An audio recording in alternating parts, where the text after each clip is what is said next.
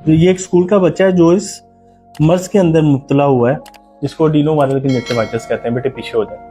इस तरह के बच्चों के लिए मेरी उस्ताद से भी एक गुजारिश है कि जब आप देखें कि कोई भी आपकी क्लास में एक ऐसा बच्चा जो है वो इन्फेक्ट हो गया है इस वायरल इन्फेक्शन के साथ, तो आपसे एक गुजारिश ये है कि आप उनके पेरेंट्स को इन्फॉर्म करते हुए उन्हें ये बात बता दें कि उनको उस बच्चे को वो छुट्टी करा लें, एटलीस्ट एक हफ्ते की उसको जो है वो बेड रेस्ट दे दें या स्कूल से लीव दे दें, ताकि वो सोर्स ऑफ इन्फेक्शन ना बने बाकी बच्चों के लिए।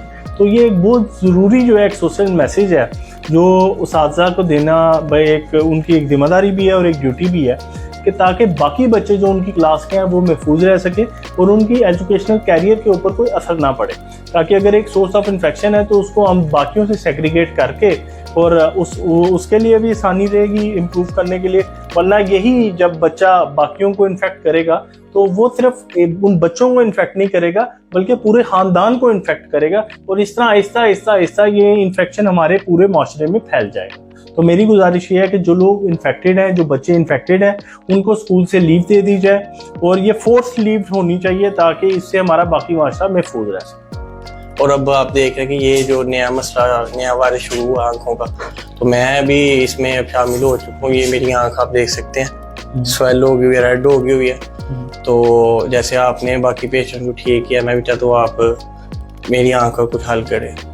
अच्छा अहमद आइएगा प्लीज, आप तशरीफ रखें। कब से आपकी आंख किस तरह है? डॉक्टर साहब कल रात से तकरीबन 12-1 बजे। चिन रखें जरा, थोड़ी रखें अपनी, माथा साफ लगाएं प्लीज, आंख खोलिएगा।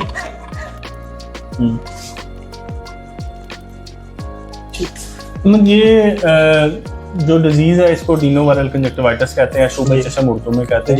ये ऐसा ही है जैसे बाकी वायरल्स होते हैं, जिस तरह कफ और फ्लू है, ये ऐसे वायरल है। अब आपकी एक आंख क्योंकि इसमें मुब्तला हो गई है, जो पहला हमारा जो बेसिक टारगेट होना चाहिए वो ये होना चाहिए कि आपकी दूसरी आंख को बचाया जाए। जी बिल्कुल। दूसरी आंख को बचाने के लिए जो सबसे ज़रूरी तदबीर है वो ये है कि जो टिशू आप इस आंख को साफ करने के लिए इस्तेमाल करें उसको दूसरी आंख पे नहीं लगाना। ठीक।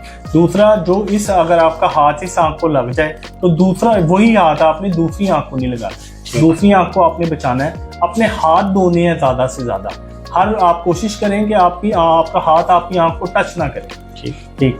अब आप तो जैसे इसके एक विक्टिम बन गए हैं, तो मेरी ख्वाहिश ये है कि आपके बाकी घर वाले बचे रहें। बाकी घर वाले ऐसे ही बच सकते हैं कि जब आप उनसे एक सेग्रीगेशन इख्तियार करें, अपना साबन, अपना तकिया, अपना तौलिया जो है उसको अलहदा कर लें। ठीक है। उसके अलावा रूम भी सेग्रीगेट कर लें ज़रा थोड़ा सा, ये ज़रूरी है। ये एक पीरियड है 5 दिन का।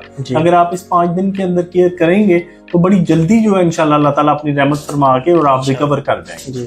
दूसरा, कुछ ड्रॉप्स मैं आपको लिख के दूंगा, उन ड्रॉप्स को आपने इस्तेमाल करना है, बर्फ से टकोर करनी है। जी। काला चश्मा जैसे आप पहले भी इस्तेमाल कर रहे हैं, ये एक ज़रूरी जो है तदबीर है, जिससे आपको जितना ज़्यादा धूप से बचेंगे उतना ज़्यादा आपकी आंख में दर्द और तकलीफ कम होगी। अब जैसे आपकी आंख में चुभन है, सोजिश है, दर्द है, तकलीफ है, लाली है, ये इन ड्रॉप से बेहतर होना शुरू हो जाएगी।